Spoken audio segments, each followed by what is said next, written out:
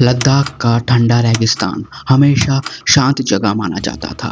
पिछले 24 घंटे में वहां पर 4 लोगों की जान चली गई और 59 लोग जख्मी हो गए। एक स्टेट हुड प्रोटेस्ट पहली बार खूनी हो गया और पूरे के पूरे लेह में कर्फ्यू लग गया। सुबह तक शांति थी, सभी लोग स्टेट हुड के लिए एक जगह इकट्ठे हुए, लेकिन 24 सितंबर सुबह 11:30 बजे सब कुछ बदल गया। भीड़ ने बीजेपी ऑफिस को जला दिया, पुलिस की गाड़ियों में आग लगा दी और सरकारी इमारतों पर हमला किया। पुलिस ने गोलियां चलाई और 4 लाशों ने एक नई कहानी लिख दी।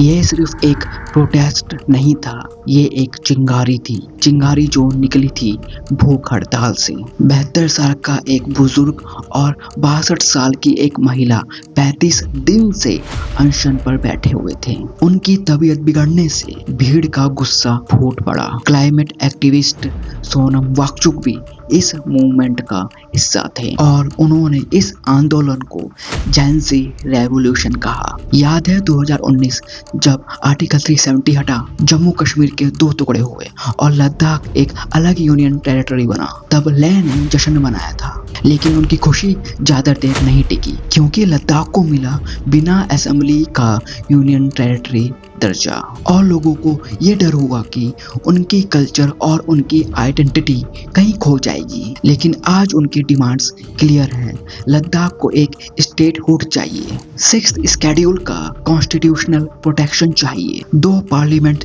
सीट चाहिए और लोकल यूथ के लिए जॉब रिजर्वेशन। खास बात यह है कि लद्दाख की 97% पॉपुलेशन शेड्यूल ट्राइब्स की है और 6th शेड्यूल उनको अपना कानून और अपना राइट्स देने का तरीका है। मिनिस्ट्री ऑफ होम अफेयर्स ने सोनम वांगचुक पे इल्जाम लगाया है कि उन्होंने वायलेंस भड़काया। लेफ्टिनेंट गवर्नर बोल रहे हैं कि इसके पीछे एक बहुत बड़ी कॉन्स्पिरेसी हो सकती है और इस पूरे हिंसे को कंपेयर किया गया नेपाल और बांग्लादेशी के जेन-ज़ी मूवमेंट से।